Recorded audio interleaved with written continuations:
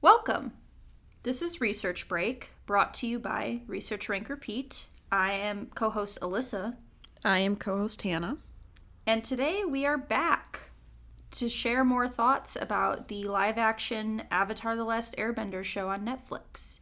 So, last we left you, we watched episode 1, the pilot. Mm-hmm. We shared some thoughts. We had some concerns. We liked some things. And now we have watched through episode 4, hopefully. Fingers crossed we're at the same point. Yes, I have. Okay, great. So, we're halfway through now. It's an 8-episode show. We wanted to touch base at the midway point, and then we're going to do another episode when we finish after episode 8. Yeah. I think because it's like a 3-episode stretch, like, I think instead of like talking about maybe each individual episode, we can just talk about like in general. Sure. Well, I mean, also 3 and 4 were pretty linked together. Well, yes. Yeah. I think 2 kind of makes sense to talk more separately, like, or at least aspects of that episode will probably just come up independently, but 3 and 4 were kind of in the same setting. Yeah. Linking a lot of storylines together. Yeah. Maybe to start, we can talk about pacing? Or what did you want to talk about? Well, I was going to touch on the concerns that we had. Oh, yeah, sure. Because it kind of, we had talked about that on our last episode, kind of the concerns we had. My biggest concerns were the characters of Iroh and Sokka. And you also were a little concerned about Aang as well. I was. I will say, still love Zuko. Zuko's we'll great. get to that. I completely agree. Not concerned about him. Not concerned about Zuko, no. I will say, I think I got a little bit of a better feeling about Iroh, because I think we got to see more of him, which is what you had mentioned. You said maybe when we get more into his storyline with Zuko, that will change my opinion. And I think it did. I think it was nice to see some of the scenes, like, of him and Zuko and, like, how he took care of him. And I saw a little bit more of, like, the person I saw in the animated show. So I'm not really concerned about him anymore. Sokka, I think I'm starting to come around on. I think that I just was a little bit, like, hesitant with his character, but I think, again, we got to see a couple scenes of him that, like, showed different sides of him. Yeah, I agree. And also, like, getting to see him with Suki was, like, nice. To see there's just a lot of noise going on upstairs. Oh, it's fine. I just was like, what is happening up there? Yeah. I can also cut it on my end. Sorry to distract from you. I just was like, what is that? I just like to see, like, him with, like, it's Suki, right? From the... Yes. The Kyoshi warrior Suki? Yes. I like to see them together just to kind of get, like, him interacting with another character. So it was cool to see. But yeah, so I think both those characters I was concerned about. I'm not so much. I think Aang, too, like... We did get to see a little bit more of a playful side of him at points, which I think was, in a way, we got to see it. There's still part of me that's like, I don't know if it's like unsure or if it's just like, because the show feels different in its tone and like,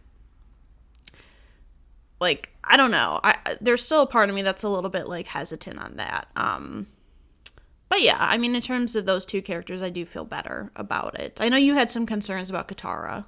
Yeah, my mainly character-wise was Katara. Aang, I'd say kind of with you, I was like a little unsure, but I think with Aang, part of my concern is the way that they're framed his character is like different than it was in the show, but then they're really pushing things from the show that then don't necessarily like line up for me. Like, for instance, the one thing that's a recurring thing is adults and people in this world basically like shaming him for running away, being like, the war is your fault, this is your fault, you weren't here, you didn't do anything. And And it's weird for me to hear that, because it's like the way they showed it was like, again, we talked about this in the first episode, that like he didn't even really run away. He kind of just like wanted to clear his head. The way that they showed that, but then it's like everyone's like, you ran away from your responsibilities, blah blah blah, and I don't really love the repetitiveness of that. Like I understand like they're trying to be more adult. They're trying to portray, like, the war being this horrible thing, which it is. But it's like, I don't need everyone telling me that he fucked up, right? Mm-hmm. Like, that it's this 12-year-old's fault because he wasn't there. And I just, like, don't love that aspect of it, because then it makes it feel like Aang can't be fun because everybody is being so, like, you need to be serious about this. You need to be the Avatar. You have to say it. You got to go to the North Pole. You got to save them. Not even... like, go learn waterbending. It's you. I show you a little vision about how you need to go save the North Pole, and that's his mission.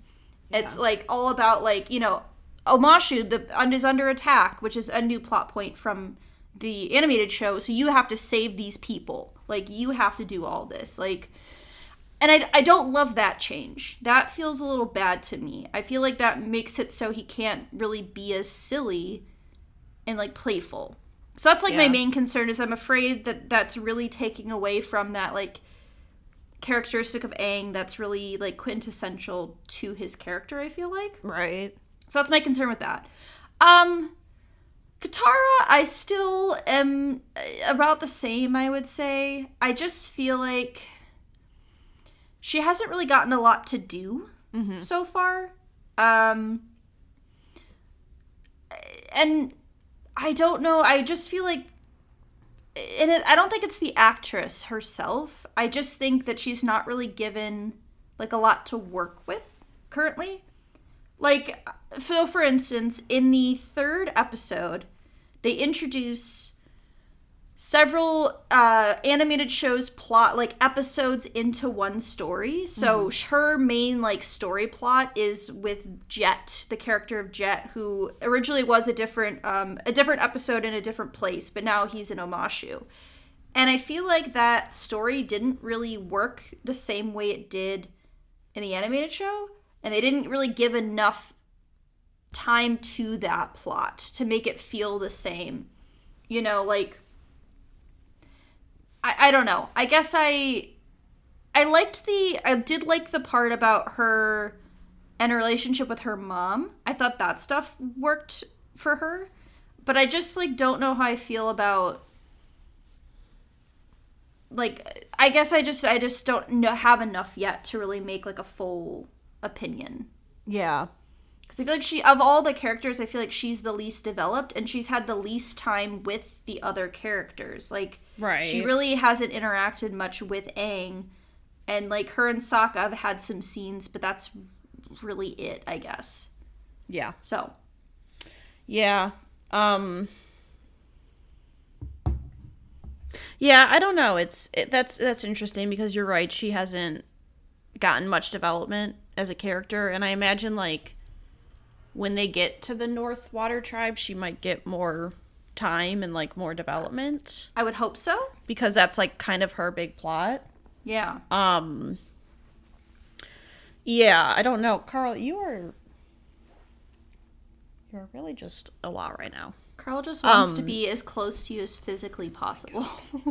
Okay. Yeah, so I think that's true. Like, her character, it's hard because her plot her story so far has been, like, an aid to other characters, it almost seems like. Like, yeah. Trying to, like, boost their character. I don't know. But yeah, I think one of the things I've noticed is, like, because I'm kind of doing this thing where I'm watching the animated show and this show at the same time, because I'm trying to, like, remember what the plot and, like, what happened in the animated show. And one of my biggest, like, concerns is, like, the humor in the Netflix show just isn't really working. Yeah. I would agree with that. I think part of it has to do with, like, animated shows, you can do a lot of humor just with, like, noises or, like, facial expressions. Right. Like Avatar did that a lot in the animated series. Oh, for sure. And that's a lot of the moments that were funny were just like because of the animation. Yeah. Or the sound effects, like the silly, right? Like, yeah. And I think in the Netflix show, it's like they're like they have these moments where it's like this is I think supposed to be a humor moment, and they almost like give you that pause to laugh, but I'm just like not feeling it. Yeah. I would agree. So that's not, yeah, and I know the show like oh my god, I got cat hair in my mouth. Oh my god, you're dying. Not the cat hair. I know the show is meant to be darker. Like, I know we've... Yeah, but... I mean, you can do, like... Right, instance, you can do humor. Yeah, like, Stranger Things is both funny and... I mean, the last season was pretty dark for me. Like, I feel like that balances, like, humor and darkness pretty well as a live-action show with children. Yeah. Yeah, I mean... There are ways to do it. I just wonder if their struggle is because of trying to, like... translate the humor from an animated show to like live action. Maybe that's where it's coming from.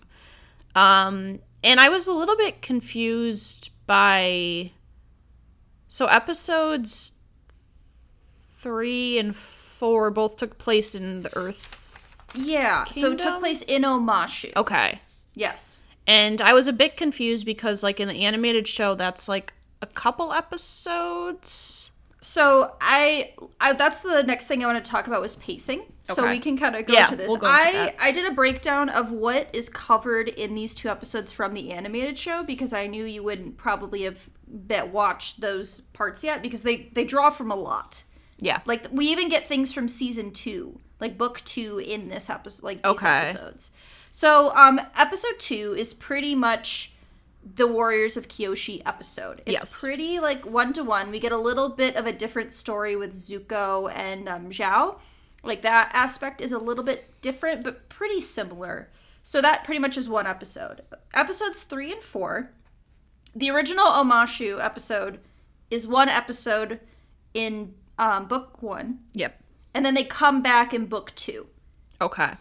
So they come back in book 2, and that's another episode in Omashu. So technically there are 2 different times we visit the city, but they're separated by about 20 episodes. So the part with the kid who's in like the glider chair, that's from book 2, right? No. So now here's the breakdown of how many episodes we get in Omashu. So originally Omashu was, they go to Omashu, and you watched the episode, right? They go to Omashu, they meet King Boomy. Yes, they meet Boomy. They have the tricks. He finds out he's his friend. Meet the cabbage merchant. All is well. In this live action version, we get the plot of Omashu, which is episode 4. Mm-hmm. We get the plot of Jet, which is episode 10. Takes place in a completely different place. Okay. We get the Northern Air Temple, which is episode, I think, 18 when I was trying to look it up. So that was the kid in the wheelchair, the glider, and the engineer. His dad, were in the Northern Air Temple. Okay. So that whole episode, and you wouldn't have gotten it to yet because it's almost at the very end of the book. No. It basically is like Aang gets there and like this group of people who are refugees, which is this, they took that over from the animated to the live action. Basically, they're in Omashu because they're refugees. And his dad was making stuff for the Fire Nation. So, like, those elements were the same, but they were in a completely different location. And the reason that he could glide and, like, other people were gliding is because of the air currents that were surrounding the temple. Okay. So that's, like, that whole plot is, like, right before they get to the Northern Water Tribe. Okay. Is that. So those are the main plots of episode 3. In episode 4... we get part of the Iroh and Zuko plot lines from the summer solstice episode where Iroh gets captured, Zuko saves him. All of that stuff was in a completely different, was tied to, like, when they go to the meet Roku's, like, statue, if you remember that episode or have gotten to it yet. I vaguely remember that. I don't think I've gotten to it yet, but... It's probably coming up with, like, wherever you are in book 1. So, like, that whole plot. We also get part of the Cave of Two Lovers plot, which is an episode in book 2, where like that's when they come back to Omashu. They go through the Cave of Lovers with the people singing in the caves, follow the crystals with love, but instead of like Sokka and Katara, it's Aang and Katara are kind of the mirroring the lovers basically. Okay. So that comes back. Then we also get part of the backstory from Zuko Alone, which is an episode in book 2 where you learn about Iroh's son and some of like Zuko's relationship with his cousin and some of that stuff, as well as part of the backstory of Tales of Ba Sing Se, where you also get more of Iroh, and they play that song Leaves from the Vine, which they kept playing in the background of the Iroh and Zuko scenes. And that's just what I caught. Yeah. So in 2 episodes, we get plot points from 1, 2, 3, 4, 5, 6, 7 episodes. Yeah. Is wild. I just kept like writing things down. And on top of that, you also get introduced to Azula, May and Ty Lee, who also didn't appear in book 1. So they set that up. Okay, I didn't think they were in book 1. Okay. Yeah. They don't appear until the, I think the second episode. The Omashu is where they come back. When they return to Omashu, May's family is living in Omashu because the Fire Nation has taken it over at this point. Yeah. So that's right. I completely forgot Azula got introduced. Yeah. And May and Ty Lee. So they really just crammed so, like, the pacing of these episodes 3 and 4 felt so off to me. Yeah. Because we didn't get, like, Aang and Sokka and Katara didn't do any of this stuff together. It was all, like, separate pieces coming together. Like, they all had their, like, Katara was probably the character who was most linked to Jet, so that makes sense. Sokka was more linked to the engineer. Right. Abed from Community, Danny Pudi. I wasn't mad about that. I'm like, oh, look at him. Love to see him in an Avatar show. That's why he sounded so familiar and looked so familiar. Okay. Yes. I was going to say, if you didn't recognize him, you definitely... And I forgot to look it up after I meant to. Okay. Interesting. And then Aang makes sense with Boomy. I also didn't really like Boomy either. We could also get into that in a bit. But as I was watching these 2 episodes, I just felt like there was no room to breathe. Like, there's no downtime. There's no, like, being in a camp or, like, just, like, setting up things. Like, Appa basically wasn't in the episodes. I don't even think I remember Momo being in these episodes, to be honest. Yeah. They just kind of disappeared. And, like, I feel like a lot of the downtime scenes kind of establish these relationships between the characters. Like, you get to, like, the sense of their, like, community, and I just feel like by introducing all these characters at once and not really necessarily giving them the time or, like, the right, like, attention for the specific way that they were written, it just kind of feels like, I don't know, it was a lot. It was a lot to take in. Yeah. Yeah, and I honestly, I couldn't remember. I'm trying to look at my notes because I'd written something down. No, that's fair. I couldn't remember, like, to the point where I'm at in the animated show, like, I think the only part of that I had actually seen was the Boomy, Yeah, right. That whole episode. And so I honestly thought a lot of that stuff happened in book 1. I didn't realize that some of that didn't even happen until later on. Yeah. But it definitely felt like very overwhelming. And it felt like there was so much happening. Like, I felt like the pacing of the first 2 episodes, I was fine with that. Yeah. Like, episode 2, I thought went fine pacing wise. Right. Episode 2 was basically focused on one episode from the animated show. And, like, I thought that was, like, okay. Like, I was fine with that. But, yeah, I just think it felt like a lot shoved into 2 episodes. Especially if it's, like, all these different plots. Yeah. And, yeah, it was weird. It was a really weird, like, having the introduction of Azula and the other 2. It was really, like, sudden and weird. And it didn't really feel like it fit. I think the reason they set this up is so that they're establishing, which didn't exist in the animated show, like a relationship between Zhao, oh my god, I said Zhao, Admiral Zhao or Commander Zhao, I don't remember what he is in this, and Azula. So basically they're establishing a link between those 2 because, like, I get that they want to, like, establish Azula as a character before she is then chasing the Avatar, because in the animated show, she does just show up, and you're like, oh, okay. Hello. Like, she's not really a character until book 2. But, it did feel a little weird. Yeah. We also didn't really need May and Ty yet. I felt Right. like they just kind of stood there and said some things, and then Yeah. that was it. I don't know. A lot of it just felt very, just very jarring. It was like we just kept jumping from one thing to the next. And I feel like someone who's never seen the animated show, they might not realize like how much content they had pulled from, but I still feel like it would feel jarring. Yeah. I will say so much. Shout out, the cabbage merchant was actually the cabbage merchant. Like the guy it was the same voice? Yes, the guy who voiced the cabbage man is the cabbage man. And I'm like, that's cool. That's cool they kept him. Yeah.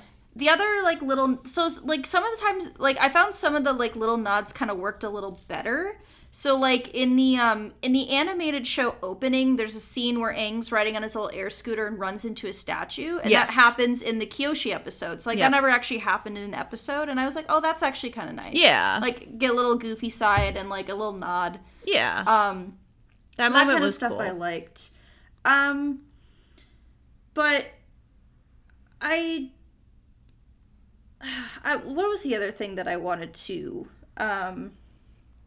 bring up? So, I want to say, a lot of these changes, I'm not, like, I don't hate, but I'm like, I don't really see how this is, like, an improvement, necessarily. Like, it's a change to be a change, kind of. Yeah. But, I will say, the one thing I do like, and I'm going to emphasize this again, is that I liked, like, we got new scenes with Iroh and Zuko that did not exist in the show. So, like, the scene where he's at Iroh's son's funeral, I think his name's Lu Ten, and, like, Zuko says, like, these words about how, like, he had given him this, like, trinket or something for, like, you know, like, bravery or whatever, like, and, like, Iroh, like, that helped Iroh, like, through his grief, and then, like, Iroh joining Zuko on the ship. Like, those scenes didn't exist in the animated show. And I liked those quite a bit. Like, I thought that added, like, the character depth that, like, we know exists, but, like, doesn't exist yet in the show. And they do it way earlier. Like, that stuff happens in book 2 or the end of book 1. So, like, we don't really get that link established right away. But I kind of thought that worked, like, establishing that now in the show. Yeah. And kind of changing that dynamic earlier on. So I did enjoy those scenes quite a bit. I thought those were nice. I almost teared up once. I got a little like, oh, like a little, that was cute. Yeah. You know? When I started to hear the leaves from the vine, when I started to realize that's what that was, I was like, oh, I know. I did get a little bit emotional. Yeah. I mean, that's like, to me, like the highlight of the show right now is, like, not just Zuko, but, like, seeing him and Iroh together. Yeah. And, like, I think they're doing a good job of showing their relationship. Right. And, like, making you feel things about it. So I feel like that's been a strong suit. And I think they're doing a good job of establishing that, like, Zuko is, like, he's like a gray character where, like, he is a good person, but he has, like, there's a lot going on, like, stuff that we don't know about, because they still haven't talked about, like, how he got his scar, why he's banished. Like, that stuff still hasn't come up yet. I imagine it'll come up maybe in the next couple episodes. Yeah. If they're doing Blue Spirit, which they better, or I'm gonna lose it. We're gonna get that backstory in that time frame. Yeah, if they don't do Blue Spirit, that'll be the biggest waste of any media you could get, like, because that episode's fantastic. You wouldn't have got to it yet, but that episode, that and The Storm, are, like, my 2 favorite episodes from this book. The other thing I thought worked is the waterbending scroll Katara gets. Yeah. So in the animated show, there's an episode where there's, like, a pirate ship, and she steals the scroll, and then there's a whole, like, chase sequence with the pirates, and then, you know, Zuko shows up, and then there's, like, a 3 chase thing, whatever, going on, and Aang is really good at waterbending. Katara is, like, struggling. You know, I liked the change in this, that it's her grandmother gives her the scroll. It's like, this is something that is from in her family. Like, it's yours now, use it. And I'm like, that makes sense. Like, that checks out. Why wouldn't they have waterbending scrolls, you know, in the Southern Pole? Like, why wouldn't they have that stuff? So it makes sense that her grandmother would give it to her, and then we can kind of bypass the whole pirate part. And I'm like, that checks out. I'm totally cool if they don't have the pirate episode, and that is now, like, here's your scroll, here's the water whip. Right. The one thing I do find concerning is the fact that Aang has not even attempted to waterbend once this entire time. And they really didn't set up, like, in the animated show, they're like, you need to learn waterbending, so that's why we're going to the North Pole. We can learn together. They never established that. It was like, Kyoshi was like, hey, look at this. Go to the North Pole. There's something's going to happen. So that's why they're going to the North Pole. And, like, while Katara's practicing, Aang just kind of walks up and is like, oh, you know, blah, blah, blah. And then walks away. And I'm like, and you're not going to try? Like, you're not going to do some waterbending? So I'm a little concerned about that. The fact that there has been no, like, established of Aang, like, learning bending. Yeah. So, yeah. I don't know what to make about that. Yeah, that is... The problem I have is that I don't know... It's like, it's weird because, like, the show has source material to go off of. Yeah. But it's almost like there's, like, a lack of direction. And, like, it's almost like there's, like, a lack of, like,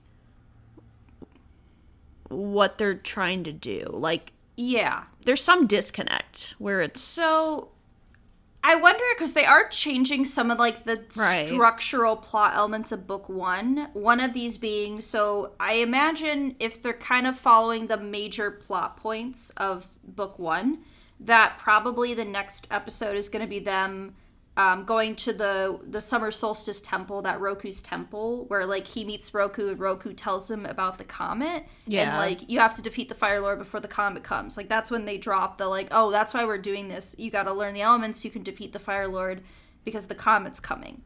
I'm wondering if maybe they're not going to push that. Like, maybe that's not how they want to formulate the show, because they're not, like, the pieces aren't being set up the same way. Like, they're going to the North Pole. That's the same, but the way we're getting there is not... Right. It's not following the same trajectory. So I'm wondering if, like, they don't want to do things the same way, and they're, like, really more focused on the Avatar itself as opposed to that journey, which I don't know. I guess I can see that working, but I don't know what the overarching goal is if they're not going to do that, right? And that's just, like, hypothetically, you know. Yeah, there seems to be, like, a lack of execution. Like, I feel like they're trying to do new things, which I can, like, see that, because, like, you're not going to repeat the show, exactly. Yeah. Right, and we talked about that. We don't want the exact same thing. And you have to find ways to, like, mix it up, but I just, like, don't know if the execution's all the way there. Yeah, it's really weird, because, like, even the stuff with Zhao, like, that's structured differently. Like, it's set up like Zhao knows Zuko, knows Iroh in the animated show. They have a fight. They had their Agni Kai fight, which you would have seen that episode. Yeah. Like, establishing, like, you know, and in the animated show, they make it like, oh, let's work together. Meanwhile, like, Azula is messaging him. He already sent a message to the Fire Lord. And I'm like, honestly, I'm okay with this change. Like, they're doing changes with, like, the Fire Nation stuff, like Zuko, Iroh, Zhao, that I'm like, this makes sense. This works. Like, I think this is a fine change, but it's like, the overall plot, I'm like, I don't know why they would make this change, or, like, why they would do that. So it's weird. It's like some stuff they're doing well, and other stuff they're just, like, not missing the mark on. Yeah. I do feel... Yeah. Oh, sorry, go ahead. No, go ahead. I was gonna say, I want to go back, back up a little bit to episode 2, because we've kind of, like, skipped most of that. Yeah. Just due to the fact that 3 and 4 link together. Did you want to say something else about... We can save it, because it's more of, like, a general thing. Okay. So... I'm gonna be honest, I actually really liked episode 2. I did too. I was pleasantly happy with the way it turned out. One, we actually met Momo, so he exists. Yeah. I was like, oh, he's cute. I think I said that might happen, like they would pick up where they left off, sort of deal. I liked some of the changes they made about Kyoshi Island. The fact that, like, Suki didn't have a mom, you know, a named character. And I honestly was kind of okay with the fact that she's, like, kind of weird. Because, again, they're on an isolated island. You know, she's a teenager. Yeah. She doesn't know anything. Like, then they're a tiny island. They're not involved with the war. So they're kind of, like, isolated. Yeah. I liked her dynamic with Sokka. It was like slightly different, but I thought still worked. It worked, yeah. And I liked that we got Kyoshi, Avatar Kyoshi, because that was something I had talked about, that I was like, that'd be cool if we got to see Kyoshi. And we did. Because the original show, she's not, like, you don't see her until book 2, I think. When they go back to Kyoshi Island, when they return. So it was nice to, like, have Aang make that connection with her.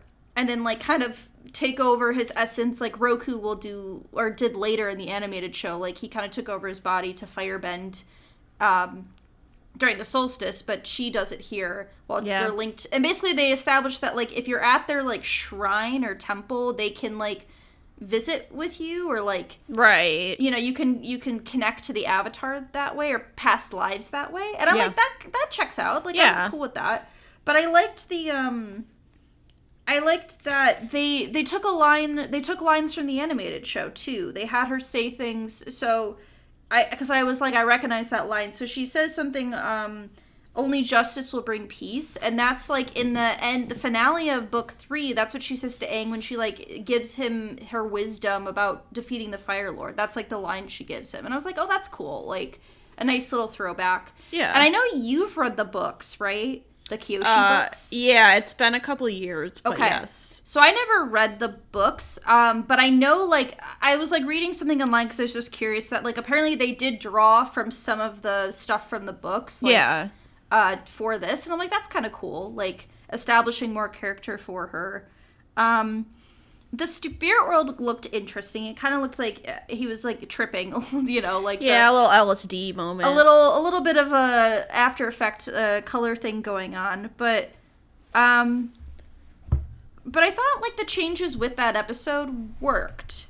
Yeah. I thought they worked fine. I liked that it kind of felt the same, but just different. And, like, there was, like, a plot point where, like, Aang and Katara are fighting kind of deal. And I was like, I don't really need that in this episode. Like, I'm cool that we don't it was have because, that. Like, Aang was all like, I'm the Avatar. Showing off, like, and I was like, I didn't really need that either. Mm-hmm. I did like I felt like I got to see Suki a lot more as a character in this, as opposed to you see her, like, in the initial episode of the animated show, because you don't, I mean, you get some of her character, but it was interesting to have, like, this mom character added, because, like you said, it kind of, like, played into, like, understanding her as a character more, so it was cool to see that. I thought, like, too, like, the fighting scenes were really cool that they did, and obviously, like, seeing Kyoshi was, like, I love Kyoshi. Like, she's great. She's great. She's fun. She's tough love, but she knows what she's doing. And, like,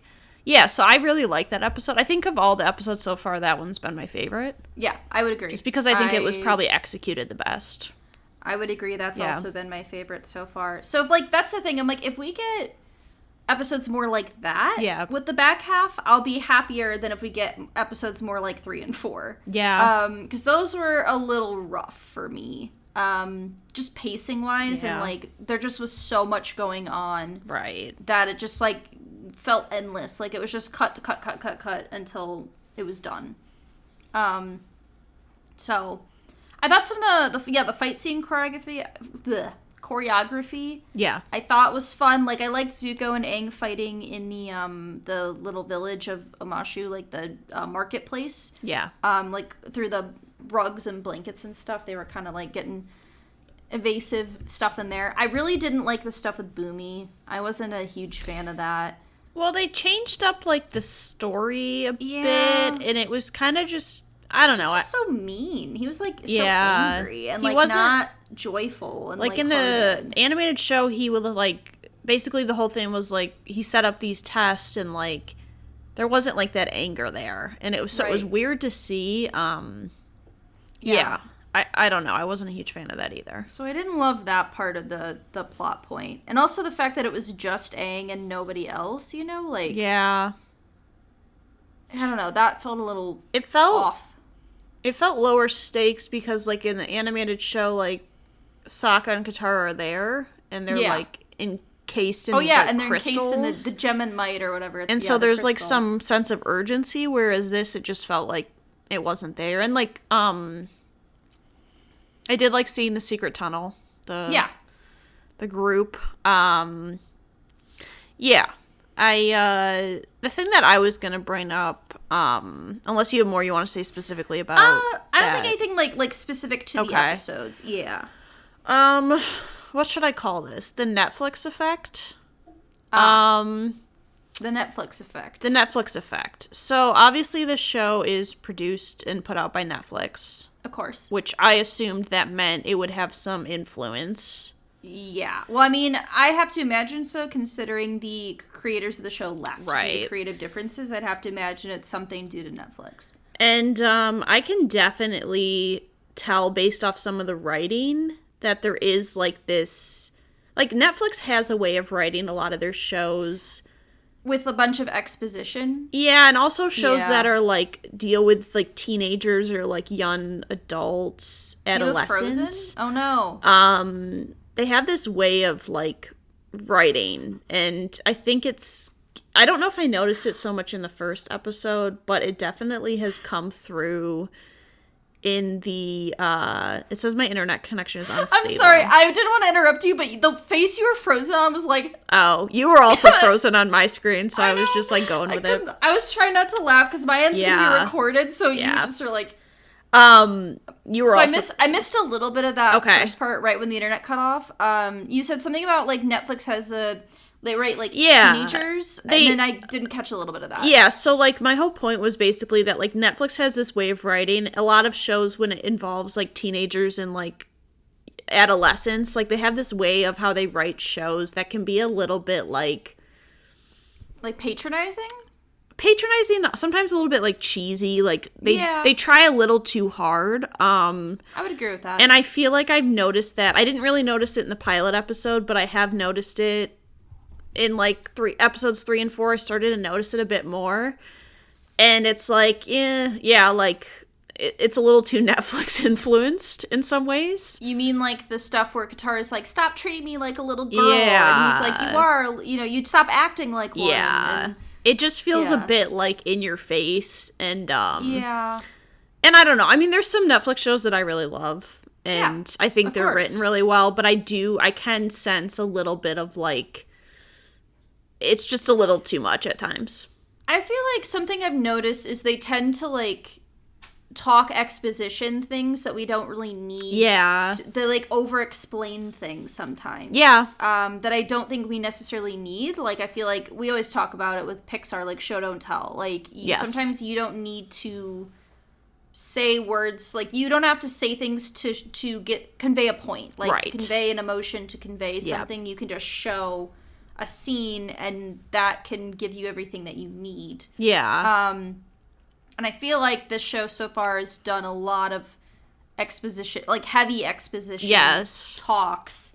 And that's kind of getting back to the point of, like, everyone being like, you ran away, you weren't here. And I'm like, I think we get that already. Right. Like, we don't need every single person he meets to tell him that. Like, that doesn't, like, because Kyoshi told him that, Boomy told him that. Like, when they got to Amashu, that came up. It came up in the water, like, when he showed up at the Southern Water Tribe, they were like, you ran away, like, you left. Like, so every episode it's come up, pretty much. Yeah. The same idea, and I'm like, I get it. I understand. You don't need to keep, like, force-feeding me this idea that he left, that war is, like, his fault. He now has this burden of responsibility on his shoulders. Like, I get it. I knew that. I got that after, like, that's the first episode. When I don't know if I'm frozen again, because you're frozen. You are frozen again, but I can hear you. When I say, like, in your face, I think that's a little bit of what I mean. Is, like, they just keep driving the same point across. Yeah. It just feels a little heavy-handed. And now it's just frozen. I didn't say that wrong. Okay. Yes. Yeah, it was frozen. It was frozen again. Heavy-handed. Yeah, it's just too much. Yeah. Also, I thought it was interesting that, like, I feel like in the animated show, Aang is the one who's often suggesting what they should do or where they should go. Like, with all the fun adventure stuff, like, when they get to Amashu, who he's like, take the rail system, like, ride in the carts. And in this one, he doesn't even attempt to do that. Like, Boomy's the one who's like, we got one final test for you, let's ride this. Whereas, like, I feel like he's not he's kind of like reacting to everyone else as opposed to like being the one to initiate some of those things. Like, especially with the playful side of him. Yeah. You know? So I feel like that felt a little weird to me. I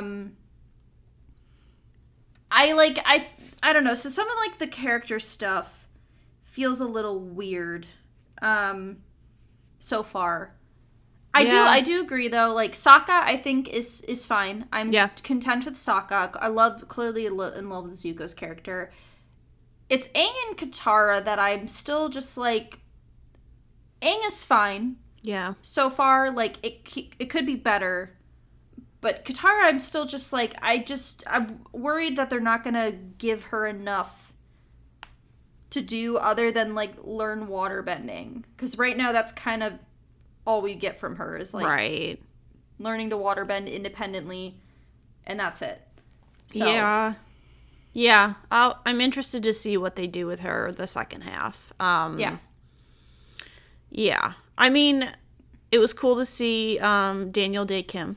Yeah. Yeah, we got to actually see him as Fire Lord. Love him, you know. That was great. He's great. Also, can we talk about how when we meet Azula, there's like...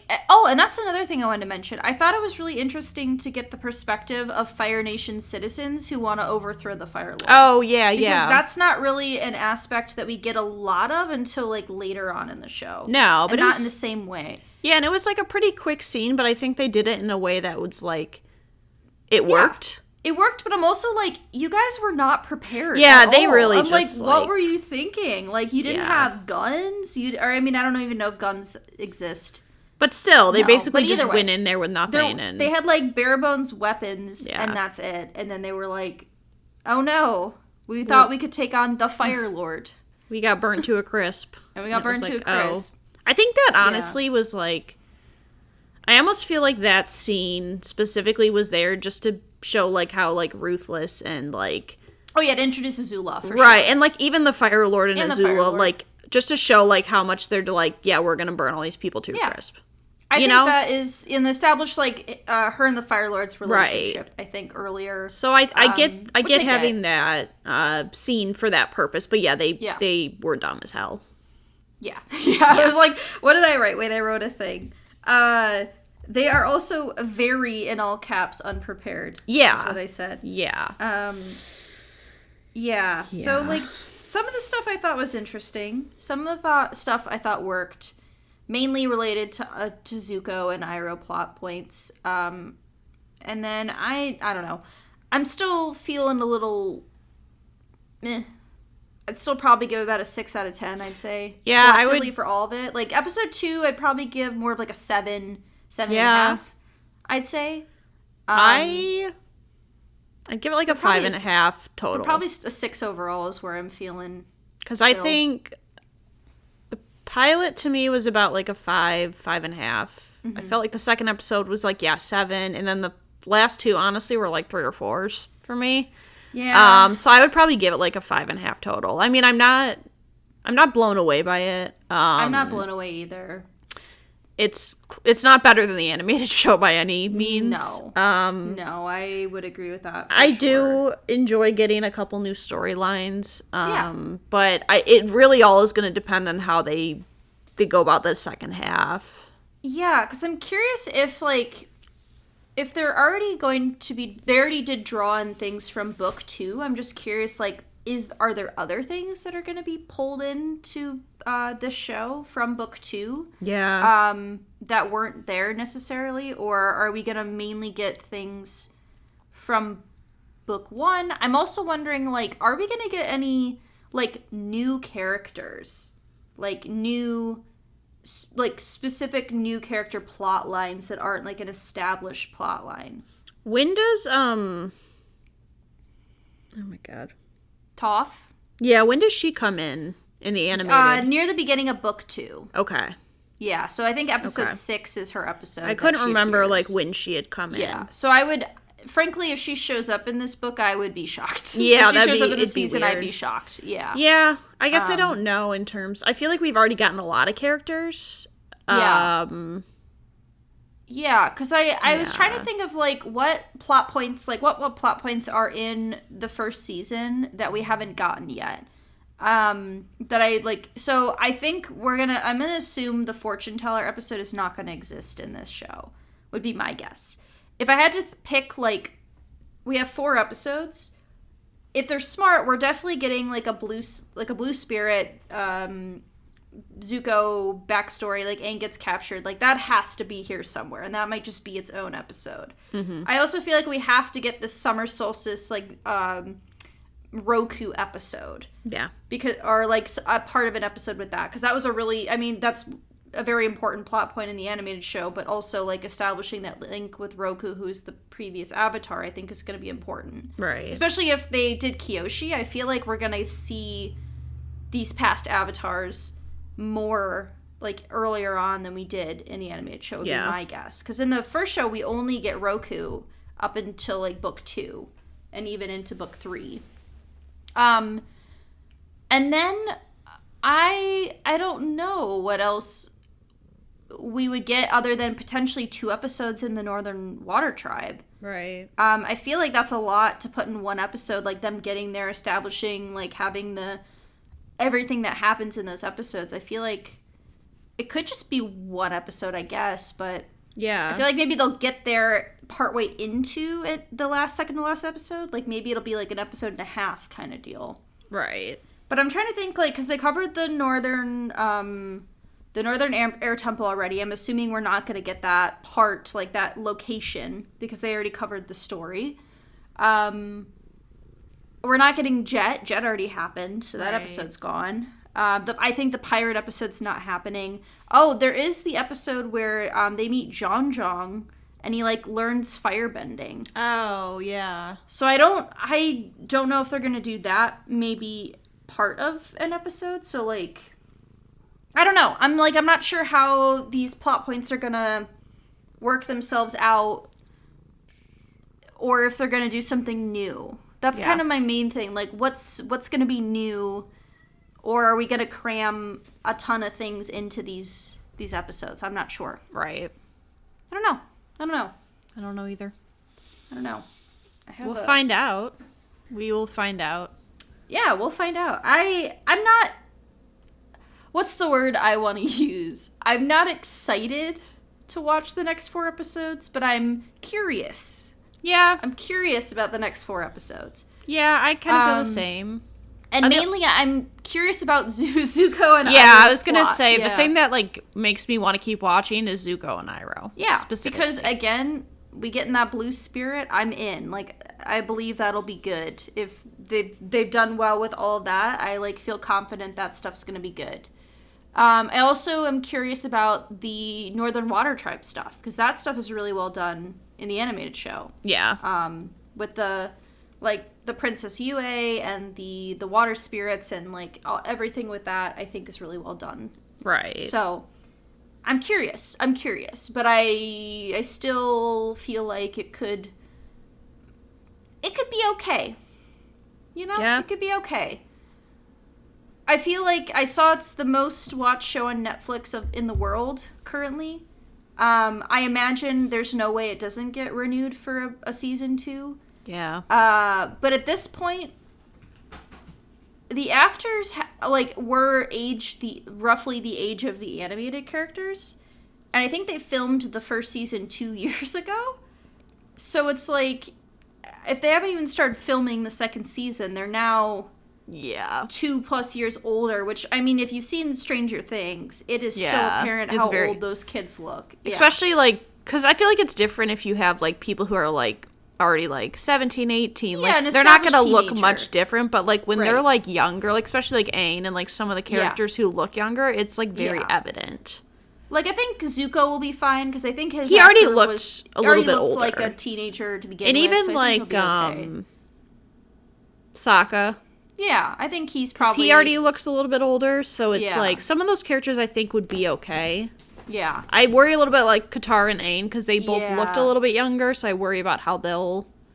Or even like like those voice, like, or not voice actors, but like Azula and like a Toph, when they introduce a Toph, because Toph's also supposed to be like the same age as Aang, you know, like 12, 13. Yeah, that would be interesting to see. So yeah, I'm curious, but we'll see. Still not sold on it. Still not amazed by what No. I've seen, but maybe that'll change. Yeah. If I cry, that's the goal. Will something related to Zuko and Iroh make me cry? That's my goal. I want to tear up. I want to properly tear up. I agree. So, on that note, anything else you want to add? No. Cool. Well, if you want to contact us, we have our Gmail, r3podcast@gmail.com. You can email us about any comments you have, or you can DM us on Instagram, Research Rank Repeat. We also have a Letterboxd account that I've been meaning to update and still haven't done yet, but one day I will do it. But yeah, we'd love to hear your thoughts. If you disagree or have feel differently about the show, either good or bad, love to hear it. Interested to what other people have to say. I've talked to a few people I know who have watched some of it.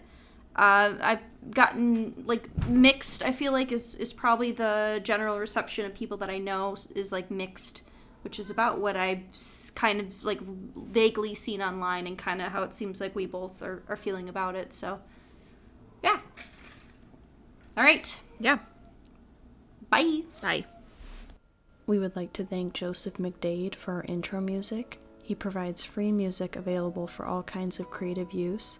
The song that we used is called Sunrise Expedition, and you can find it and his other music on his website, josephmcdade.com. If you would like to reach us, you can email us at r3podcasts@gmail.com. That's R, the number 3, podcasts@gmail.com. Or you can find us on Instagram by searching Research Rank Repeat.